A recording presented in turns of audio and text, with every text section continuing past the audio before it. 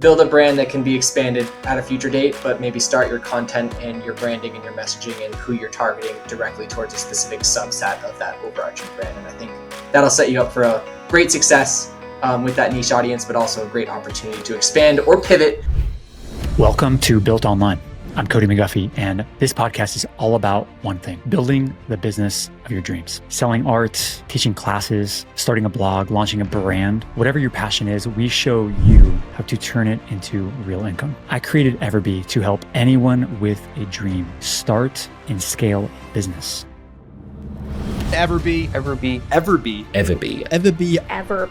We now serve over 800,000 creators all across the globe. On this show, we bring on real entrepreneurs who've done it. They share their secrets, they share their failures, the exact steps that you can take to get started. What if you can get one golden nugget out of today's episode, and it's the breakthrough that takes you from just dreaming to actually living a life on your terms? At EverBee, we believe that every human is a creator, and every creator should own a business.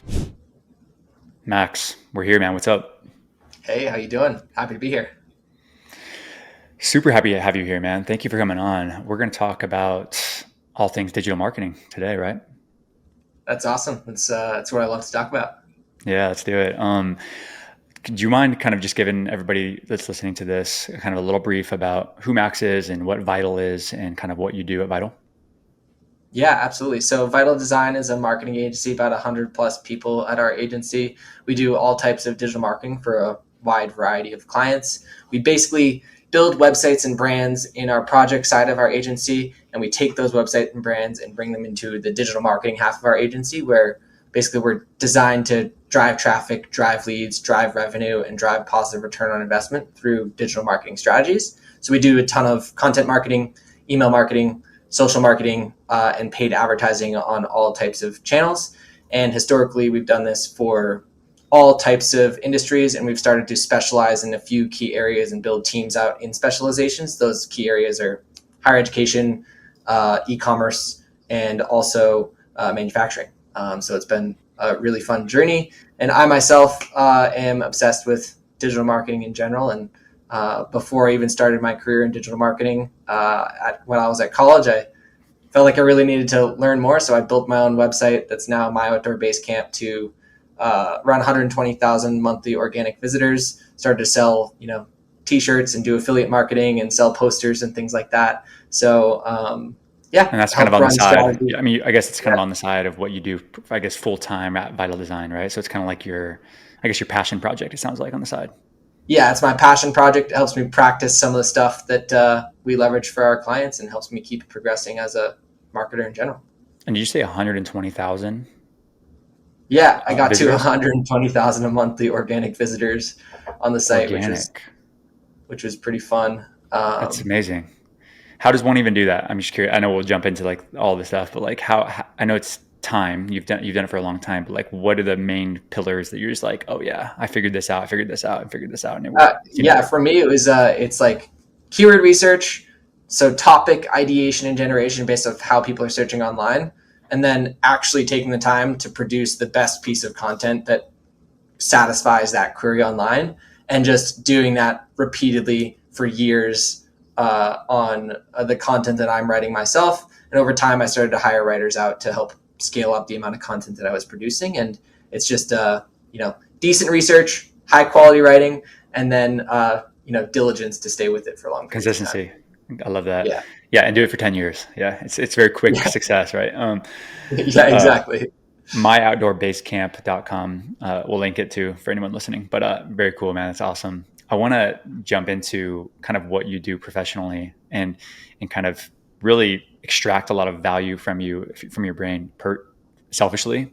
But also I know that when I do that, all of our listeners are going to like just soak it all up too, because I'm sure they have very similar questions. So me and you agreed before we hit record that we would kind of play a persona game, and to where I'll pretend like my name is Jack and I am an ambitious dad, I guess you could say. Sure, I'll just be a dad because I'm a dad and I play that role easily. And I want to start an online business. And I figured out what I'm passionate about and what I know a pretty good amount and what I can learn more about. And that's outdoors, and that's hiking, it's backpacking, it's anything like outdoorsy. And Mhm. I want to build a business around this. This would be like a dream come true for me. How I'm going to do it, my products are going to be something like probably apparel, things that I can print on demand, Mhm. primarily something that does not going to require me like investing $20,000 of inventory. It's going to be like all through shirts and hats and backpacks and anything like that. Those are kind of like my products. But I Yeah. have a problem. I have a site, it's live, but I don't Mhm. have any traffic to the site. And if I do get traffic to the site, they're not buying it. And I'm not a marketer. That's the point. I'm passionate, but I'm not a marketer by trade. What do I do, Max, at Vital Design? Like, how should I even be thinking about this? I have some money in the bank. Like, I'm serious about this business. I'm not starting this with Mhm. like $50 in my bank account. Like, I want this to be successful in the next 12 months plus. What should I do, Max? Yeah, it's a great question. And I certainly, if I was in this position, I would start scrappy, for sure. And then I would think about long term strategies and also short term strategies that can work together so that over the course of time, I'm building something that's an asset that's going to continue to provide for me while also investing in some shorter term things that might get me some, quick wins at the same time. So Okay. for me, or for what I would advise Jack here, would be first, like, figure out who your target audience is, and try to niche down as much as you possibly can with a reasonable market size. So maybe not all outdoorsy people, but it might be a specific subset of those people, whether it's backpackers or trail runners specifically, or whatever it may be. I would probably niche down a little bit because it's getting to be a pretty saturated space all around. And Mm. these niching out will help you identify who your true target audience is, all of their biggest problems and pain points in life, and help you to speak directly to them. So before doing anything, I would probably figure out exactly who that audience is and niche down a little bit. I encountered the same issue myself starting, my outdoor base camp, where I just trying to speak to too many people, and it made it really hard for me to find the ideal target audience. Is So it possible, because I'm a member, Jack?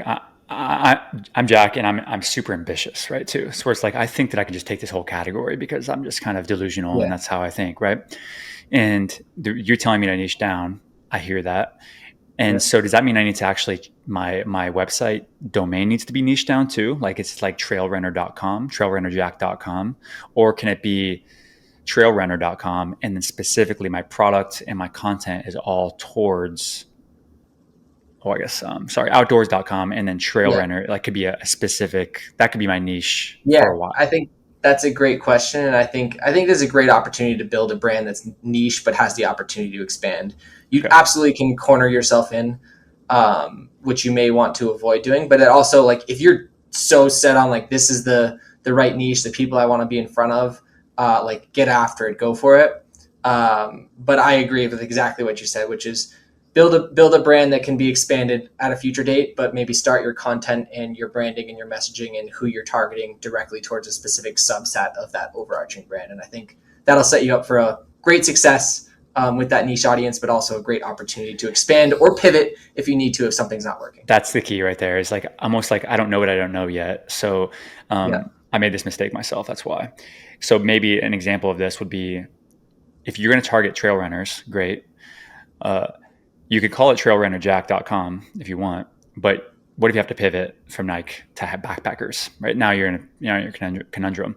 So, what I Yeah. would suggest in this case, and I'm curious what your opinion is go to outdoorjack.com Mm-hmm. and then focus on trail runner as your main content, like you mentioned, and your products can be that. That way, if you find that you're just like, oh wow, this does not work at all, you don't have to necessarily rebrand the entire site. You have Outdoor Jack. You could just go to backpacks and stuff like this. Or is that the Yeah. right mindset to have? That's exactly what I would do, to avoid those exact problems and be ready to pivot and scale.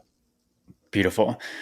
Okay, so now we have this site, and it's called outdoorjack.com. Jack. We decided we're going to do focus on trail runners. Um, what do I do now? Yeah. So first, get scrappy. Find out where all of your people spend your time online. So go to every single Facebook thread, Twitter thread, Blue Sky thread, Reddit thread, insert every social media place where these people hang out, join those groups, find them, understand the content that they're talking about, start participating in the conversations, not like you're promoting anything, but just to understand those people better and start to build exposure there. Get scrappy, join everything, listen, and be a part of those communities. Set some part of your day to do that every single day so that you're spending some time learning about the key problems and staying up to date on where those discussions are happening, what they're talking about. And that's going to help you in a whole bunch of ways. One, if you start engaging in those conversations, people will find you naturally. Two, you're going to learn about the things in real time that are bothering people or the challenges that people are happening, which creates opportunity for you to create content or ads or products that service those, needs or answer those common questions. So get involved in the conversation, get in those communities and start talking to people. Secondarily, I would start to plan some type of organic content marketing strategy out. So I want to start layering all of the topics that I want to talk about over the next 3 months, 6 months, years in the form of either, depending upon how you like to do things, video-based content, social media content, or written content. I think you can have success in all these areas. It can be hard to do it all at once. But like whatever medium of content that you feel most comfortable to produce, consider, building out the topics that you want to discuss there. I personally love to use, keyword suggestion tools to find opportunities that I know people are searching for online, but this is a great use case for those online communities as well. So if And people this is are like searching asking, online. You're talking about like Google, right? Just Googling yeah, stuff. And like, yeah, what's an example of a tool that you would recommend? I mean, I know there's SEMrush, there's Keywords Everywhere. yeah, keywords everywhere is awesome. SEMrush is great. If I were to be like a free, cheap person, one of the best things that you can possibly do is, create a Google Ads account and use their keyword planner. You don't even have to spend money. You can get access to their free keyword planner and you can start typing in subjects and you're going to they'll spit out, related keywords and their search volumes and the trends of those search volumes over time. So you can start to see, all these potential keywords that people are typing in these search engines are content opportunities for you to pursue. So I use keywords everywhere all the time. I use keyword planner all the time. You can use there's a whole bunch of tools in the marketplace, like exploding topics, I think is what it's called. Mm-hmm. You can use Google Trends, all these types of tools online to just search for topics and see how people are searching What do they online. do now with that? Now they have this data in front of them. Like, are they making a list, or are they then what are they doing with that list? What are they doing with that? Yeah, so I would make a list and then I would prioritize that list. So I'd prioritize it based off of a few different things. I would look at competitiveness. So if I'm looking at this query online and I see that, What's the we've query? got, Let's do an example. Yeah, what's the query? yeah, we'll go with, for trail runners, we'll go best trail running shoes or Best best showing men's trail running shoes. We'll get more niche. Like I'm going to Google that and there's going to be a ton of search volume. So it seems like an awesome opportunity. But as soon as you Google that, you're going to see that there's some very high-end brands with really high-quality content up on that topic, meaning this is very competitive. It's going to be very hard for me to produce the content here that's going to, do really well. This is where you have to take into account that competitiveness.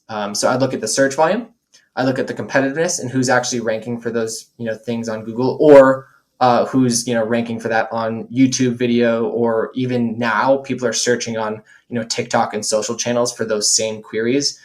Who's producing that content? Can I produce better piece of content than that? Or is my brand going to be trusted more than this brand that exists there? If the answer is no, you might want to consider something that's less competitive, has less search volume behind it.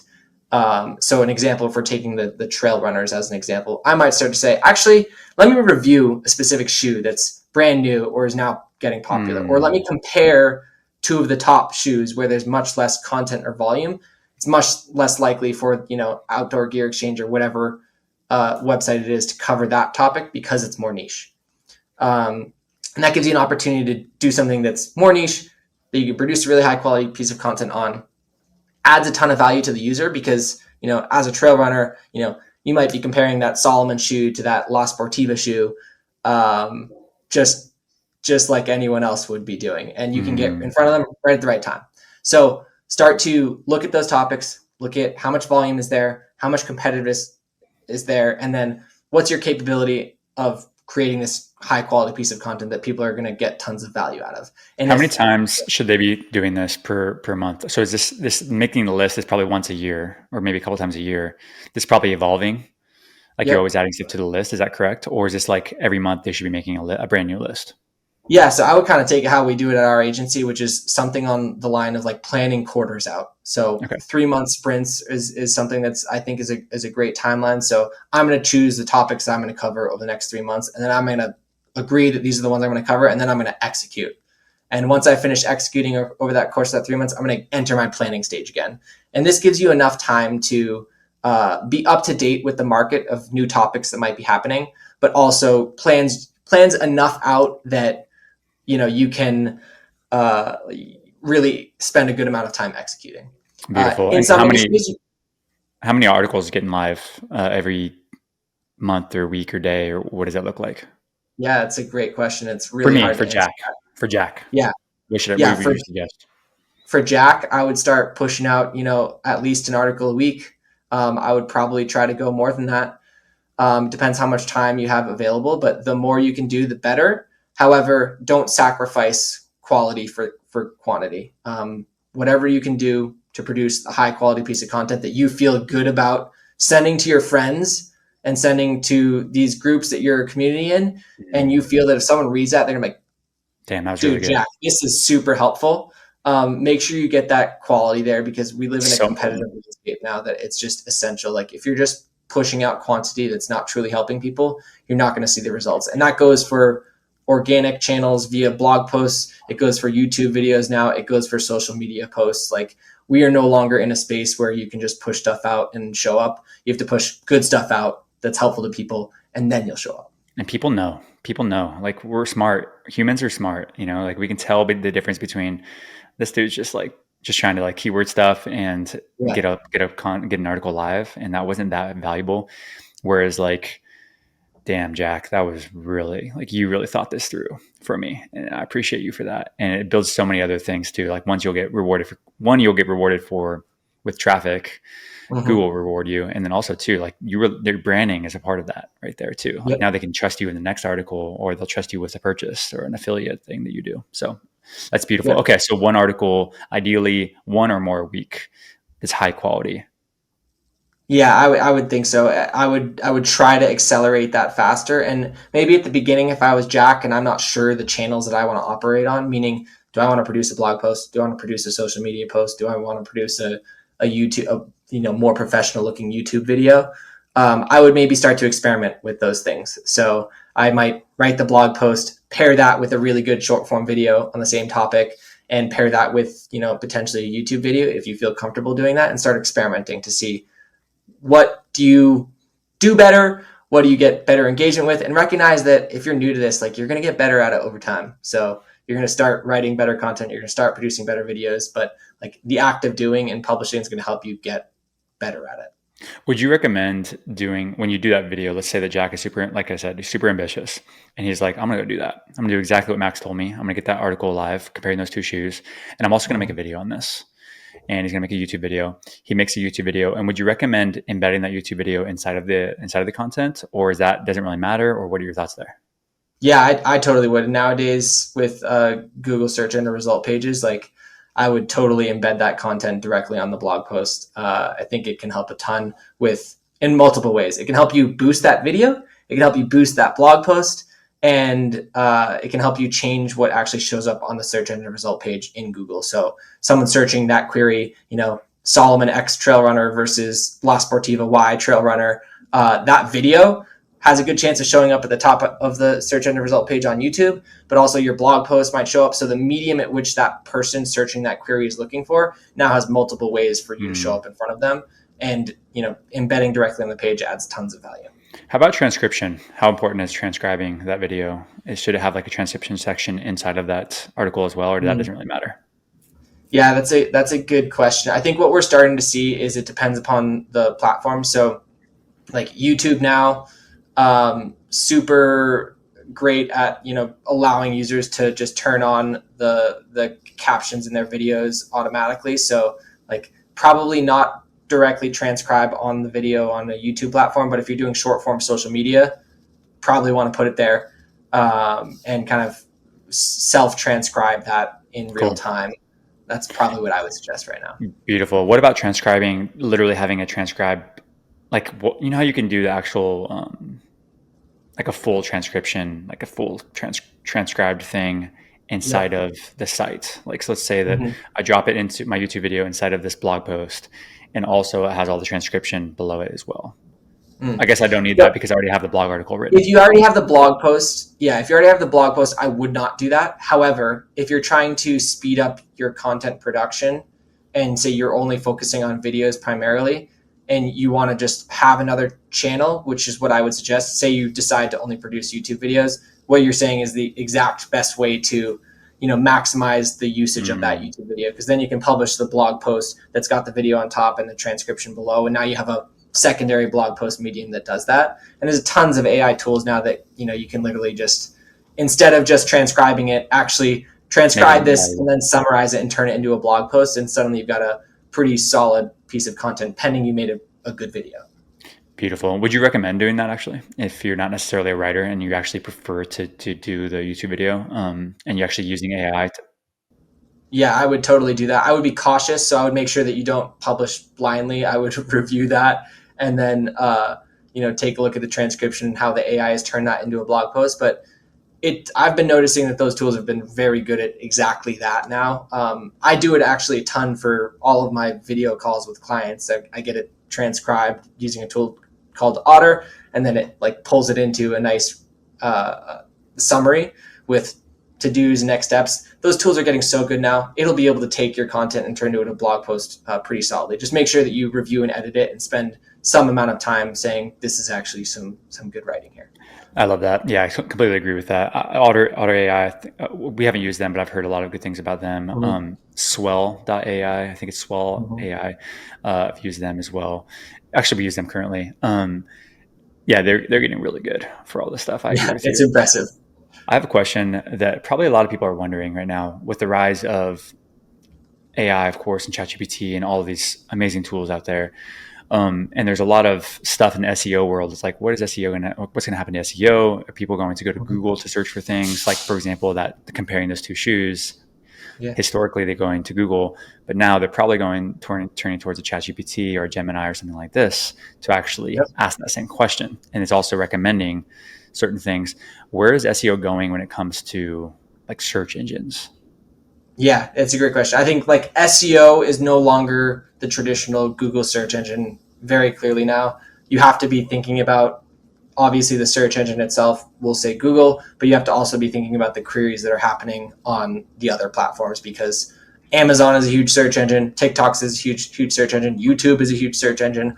All these additional platforms are search engines themselves, and so you need to be thinking about it in that way. But when we talk about Google specifically, it's very clearly becoming more competitive. Content is a bit of a commodity. It's very clearly becoming a bit more of a pay to play space, meaning type in that query that we just said, you're going to see a few things. You're probably going to see a shopping ad at the top. You're probably going to see search ads below that. And right now, you're probably also going to see an AI overview. And then you're going to see blog content listed below that for that query of, Solomon Trail Runner versus La Sportiva Trail Runner. And that's a scary thought, right? So, if there's 1,000 people searching for that thing this month, 10% of those people are hitting those shopping ads, 30% of people are hitting those search ads, and then another 20% are reading that AI overview. The clicks that you used to be able to get 24 months ago for that query on Google are now potentially 30 to 50% of what they were 2 years ago or even 3 years ago.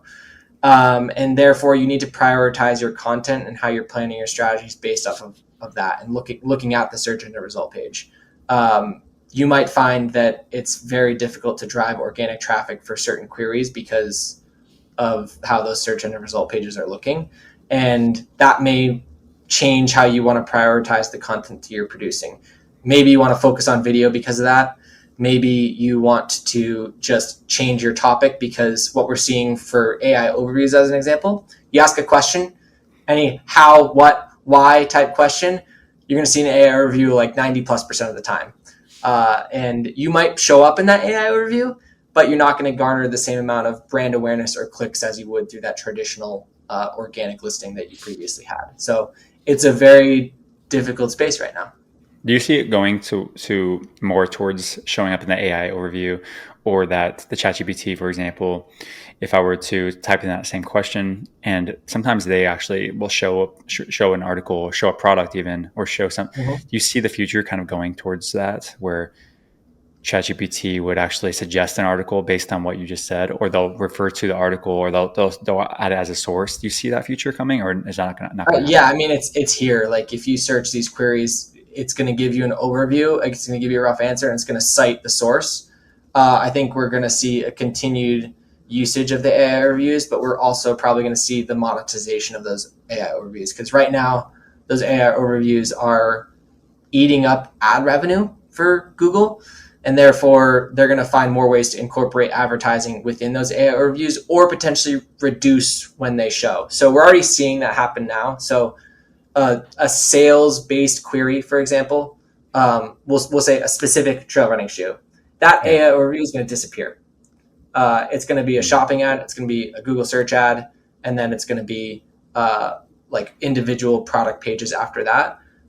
So I think we're just going to see, it depends upon the query that's typed into Google. And if an AI overview prompt makes sense, we're going to see that happen a lot. And we're going to start to see ads being incorporated into that. For the To organic me, side of one, things, oh, go ahead. sorry, go ahead. If in the organic side of things, how does one? So if I'm Jack and I want to show up in that AI overview more, how do I do that? Like, what kind of content Okay. do I need to be posting, and then where do I need to be posting this to? Do I just need to keep on going, just push them to my site, and then I just hope and pray that AI overview will pick me for certain topics, or is there a way to gamify this thing? Yeah, I wish it was clear to me right now, because if it was Hmm. super clear to me right now, we'd be winning them like crazy for our clients. But I will Yep. say there's a pretty solid like correlation, meaning if you rank at the top of Google, you tend to be placed in those AI overviews at Mm. reasonably high rates. And the other thing that we're noticing is if you think about the natural way that people are asking these questions, like we're starting to see those queries be longer in Google because they're getting these things. So like making your content match the natural way that people are speaking and answering it in a natural way, almost as if you're speaking back to them with an answer, That's seems to be great. helping us get those snippets more so than the traditional SEO blog posts. By the traditional SEO blog posts, I mean like perfect keyword H1 with intro paragraph and all of these like perfect H2s. Like those not seeming to get in the AI reviews as much as like the natural language response to that question in the form of a blog post. So That's golden. What are some mistakes? What are like the top three mistakes that you see that most people make when it comes to? I want to kind of bring it back out from SEO only, just rather to like strategy, you got content strategy, or maybe even marketing strategy, because that's what you do on a day to day basis. mhm. What are the most common mistakes that you see amongst people like me, like Jack? Uh, what kind of mistakes are you seeing? Yeah, so I'll start on the paid advertising front. I think it's like spreading yourself too thin, trying to launch, you know, 3 or 4 advertising channels at once is very difficult. So I love to say, like, if your product has search volume behind it and there's demand there, maybe consider starting with the paid search channels so that you can know, like, I'm getting in front of the right person at the exact right time. And if I can convert those people into customers, I've got something. But if I can't figure out how to convert those people into customers that are searching specific queries, there's a good chance you're going to have trouble outside of that platform. So it's a good like starter test platform, and like figuring out how to get that conversion to work on a single platform. If you don't have that search volume, if you don't have that demand, I would probably pick a specific social platform and a specific target audience and focus my efforts on one of those channels to try and achieve results before I start. Like, I don't want to start with a Google search, TikTok ads, and meta ads and YouTube ads all at once, because it's really difficult and challenging to manage all of those things and win doing it that way. So one thing I see is just like spreading yourself too thin on the paid advertising side. When do you know if you so like let's say I have 5 options of things I can do, and I'm going to take Max's advice, and I'm going to say I'm going to pick one channel, and I'm going to pick Facebook ads. How do I know if when to pivot, when to strategy, like how long should I give it? Is it a certain amount of results or clicks, or Yeah. you know what I mean? Like so many people are like, I think I'm doing that, but like I've been going for 2 weeks. So like, is that long enough? You know? And like, so when would you say like, okay, you need to pick another channel and try to test another one? Yeah, that's a great question. It's also like a hard question to answer too, because if you're doing something horribly wrong, it could be hard to recognize. Maybe that's the problem. So I think it's a little difficult, but I would say something along the lines of don't be prepared to get a positive return on investment from your paid advertising channels within like even 90 days. I would start to say if you could start to drive traffic and conversions and uh, get some type of ROI, not a positive ROI, but maybe it's a zero point 0.3 ROI or something like that in the first 90 days. That's showing some solid traction and opportunity to optimize that moving forward. If you're getting no purchases in those first 90 days, I'd start to get worried that we have a wrong product market fit, wrong audience, wrong targeting, something like that. Beautiful. Yeah. I think it's great. I appreciate that. And I know it's a really hard question to answer. And that's why I asked it, is because that's how Jack thinks, right? He's like, he's not sure what is normal yet. So he's Mm-hmm. trying to figure out what is normal. And I think what I heard there, the main thing that I want Jack to take away is you said 90 days. Like we're talking months here. We're not Mm-hmm. talking like days of, oh, I tried this. I tried to post on TikTok 3 times and like, it just didn't work, you know? Well, you post it 3 times for God's sakes, right? Yeah. This should take probably 3 months to 1 year sometimes for certain strategies to even determine if it's working or not. And you probably, if you're only posting 3 times a month on TikTok, for example, you haven't even gave it a good shot. That's not even trying actually. Yeah. So you can't even say that it didn't work because it's not enough volume. Oh, totally. Yeah, and I think like channel dependent too. So like organic blog posts, for example, 3 months is like nothing in that timeline now. It's like 6 to 8 months before you start to see something start to rank and drive traffic. Whereas at least with paid advertising, there's a bit of like you pay, you start to get numbers and data right away. So that like time horizon can shorten down to those 90 days that we're talking about. And even now with a lot of organic social media, like as you're producing pieces of content, you generally get pretty quick feedback about how this is resonating. If it starts to expose you organically to other people and you're getting large amounts of views, that's indicative that you're doing something right. And if not, you may want to figure out how to change your hooks, change your subjects, change how you're doing things to keep people's attention and get in front of the right people. I love that. Um, what are some of the things that you've seen people do right, and you're just like, that you're winning. It's going to work. Okay, maybe it hasn't worked yet, but it's going to work. Like, what Yeah. are some things that Jack would be doing that you're just like, Jack, just keep going? Yeah, it's a great question. So I think like brand differentiation is one for me now, and that's a hard thing to say, but just like um, you recognize that brand, it stands for something, and it's very appealing to that ideal target audience, and you're not just stuck in the mix of everyone else. So if I'm Jack the trail runner, I want people to recognize me, trust me, and believe in what I have to say, and I need to stand out somehow in order to do that. So like finding some way to differentiate yourself among the competition would be great. Um, What's an example how of to this? Like any other brand that you can think of, like that you're just like that they do that really well. They're not necessarily better, but they're just so different that it makes you think of them right away. Anybody that you have at the top of your mind? Yeah, hold on.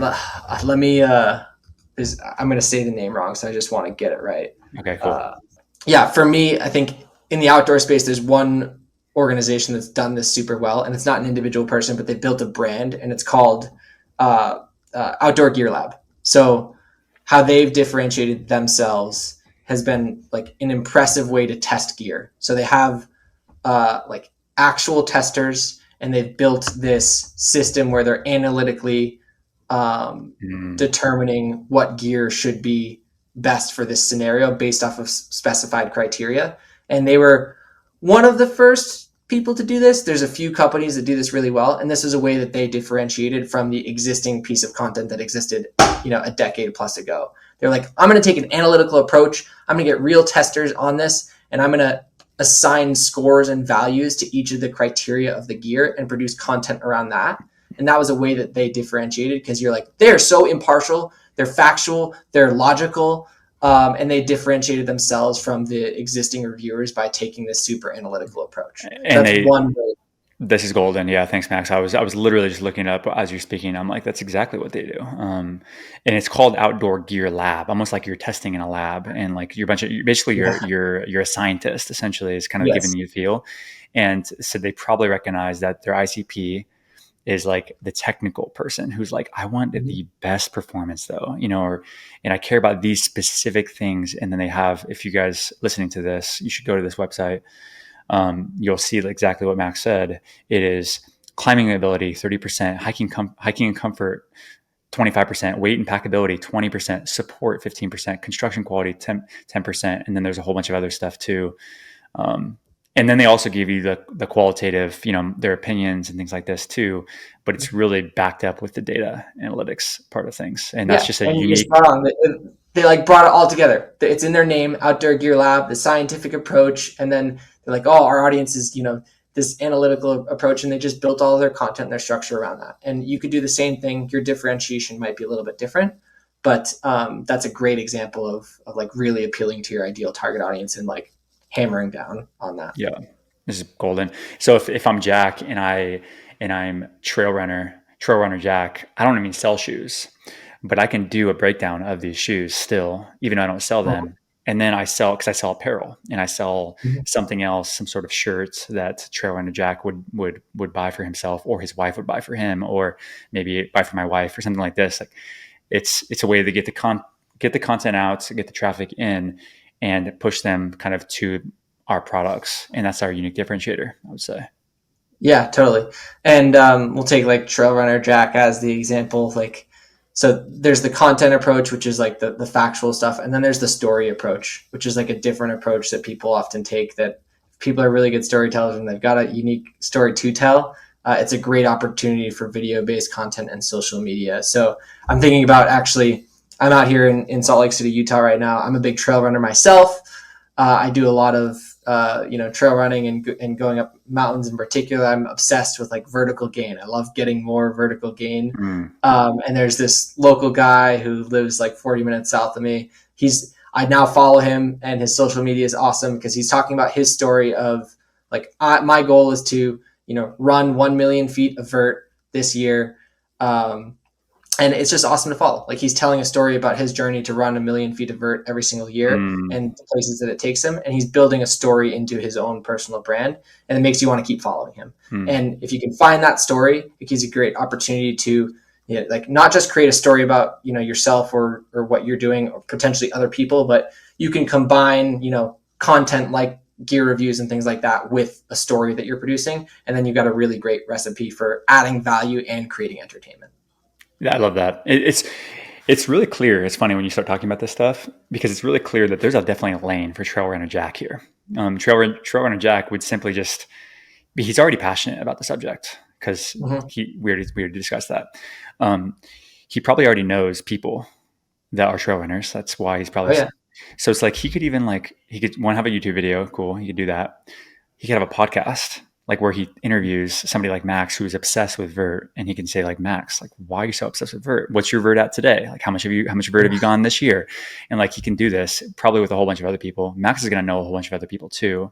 It's pretty easy to just talk to somebody and just like ask them more about stuff. It's so niched that it's like, you're going to be different just by default, because you're only talking about trail running all the time. And who's more obsessed about trail running that's doing exactly what you're doing? Nobody is, Totally. Yeah. And pick your poison on like where you want to go. Like, as a trail runner, for example, like, it could be vertical gain. It could be, I'm training for my first marathon, my first ultra marathon. I want to, get to the highest point in all 50 states. There's just so many stories that you can tell there. You pick something that's of interest to you. The other great thing is, like, maybe you do something you're truly passionate about. Hopefully you do. And you're actually having fun doing this. And I think that's an important element to this, of like, make sure you pick something that is going to interest you so that you can actually stick with this for a good hunk of time. It's much easier to go long term. Yeah, exactly. It's much easier to think about like, okay, well, if this doesn't work in 12 months, or I'm sorry, in 30 days, like, I'm still going to do this. It's still really fun for me.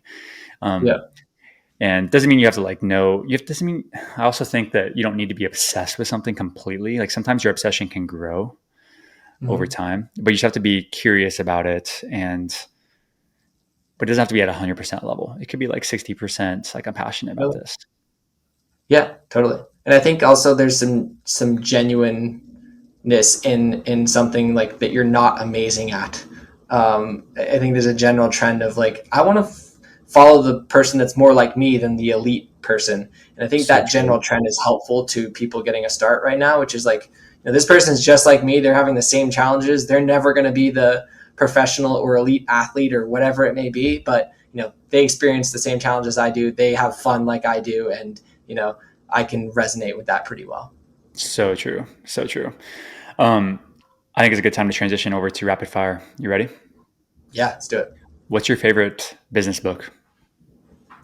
Ooh, favorite business book. This is probably off for me, but it's Three Signs of a Miserable Job. And this might be helpful to a lot of people. As a manager, it's been hugely helpful for me to like figure out how do I keep my employees happy and around and producing high quality work. But it's also helpful for me in making sure like I'm doing something that I enjoy, and whatever I'm doing, I'm able to be Patrick happy doing Lencioni. that. Cool. Yeah, Patrick Lencioni. I love his books. They're very unique in that he tells a story while he's like I know teaching a they're lesson. very, very unique in that way. I love reading his books. I haven't read this one, but it's great. Yeah. So I guess I'll go with that one. Beautiful. Okay, it's on my list now. What's one thing that you wish you knew before getting into business? And let's talk about mostly about the business of your my outdoor base camp. What's one thing that you wish you knew before starting that? Yeah, I think it's the first conversation we had, which is like pick a more niche audience, but leave yourself room to expand. So I had talked to you about like the mistake that I made is I started the website as hikingandfishing.com. It's like super broad at the same time as it's super narrow. It was like not great. So I did a lot of talking about hiking and fly fishing in particular. Um, and I wish I picked something that was able to create like a better, more memorable brand, but also left me room to niche down to start and expand as things went along. I just did not pick the niche audience at the beginning, and that was a mistake. Great. How many hours do you think that you work on that business per week? I used to do a lot more. I used to probably do 15 to 20 hours a week at the beginning when I was building it to like 120,000 visitors per month. And I think if you really want to take something seriously, you probably want to make sure you're allocating 10 plus hours a week to it. But like if you're working full time and you're allocating 10 plus hours or something, that's a good hunk of time. You can do a It is. lot in that if you're efficient. And totally possible when you have a full time job too. Like, I Yeah. mean, you could find 10 hours, and we've watched Netflix for 10 hours for God's sakes in a week. So, you've done things that you could carve out that time if you're really really committed to it and changing your life in that Yeah, way. So, exactly. um, how would you define a creator? Who is a creator to you? That's an interesting question. So obviously, the simple answer is a creator is someone that creates content on any type of media. If I were to say what defines a good creator, I think for me it's someone who does what I had mentioned earlier, which is at the same time that they're telling a story and creating entertainment, they're adding value. So good creators are able to do both of those things, either like separately or simultaneously. They're creating entertainment while adding value, and if you can master that, particularly with short form video content, you're going to be likely a very good creator. Do you think that a creator has to produce content to be a creator? That's an interesting question as well. For example, Uh, are you a creator, even though you're not necessarily producing content on a daily basis? You're writing content for my outdoor base camp. yeah, I think that's a great point. I think if you're creating strategies and other people are executing upon those things, you are a creator. Yeah, Awesome. Who do you think should be a business owner? everyone. You're the first one that answered that with that answer. Why? I think it challenges you. It teaches you a lot. Whether you fail or succeed, it's rewarding. If you fail, you fail and you learn something. If you succeed, then it's pretty impressive and self-rewarding. So I really think everyone should give some type of entrepreneurial, they should add some type of entrepreneurial thing into their life and become some type of business owner. And for me, business is as a broad thing. Like that could be, real estate investments. It could be content creation. It could be a website. It could be a lot of different things. So I think pretty much everyone should create something around their passion. That's such a great answer.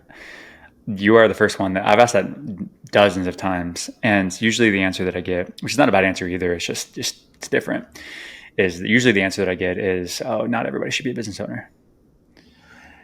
If you're And trying to get rich, because it's so hard, and it's so like and then they kind of follow it up with like, it's so hard, it's not for everybody, it's going to be like painful, not everybody's built for this, which is all totally. probably so true.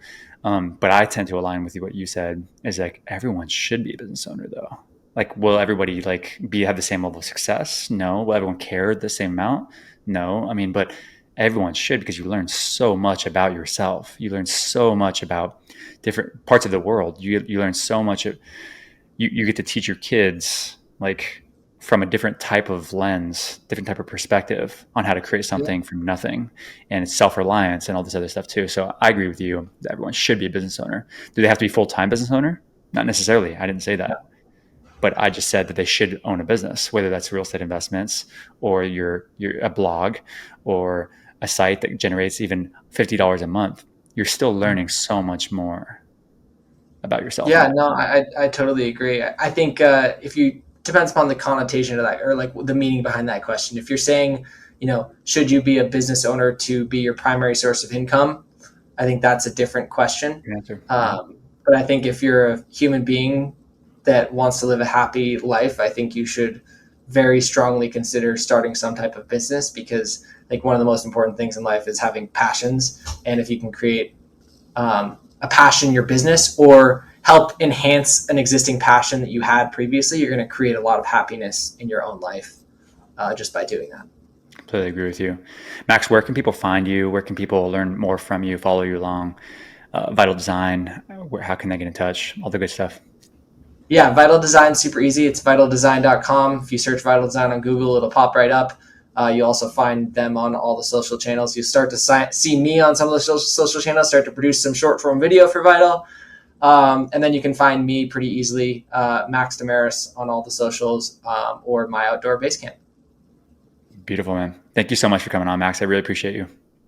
Yeah, appreciate you. This was super fun. Totally. Talk to you soon. Talk soon.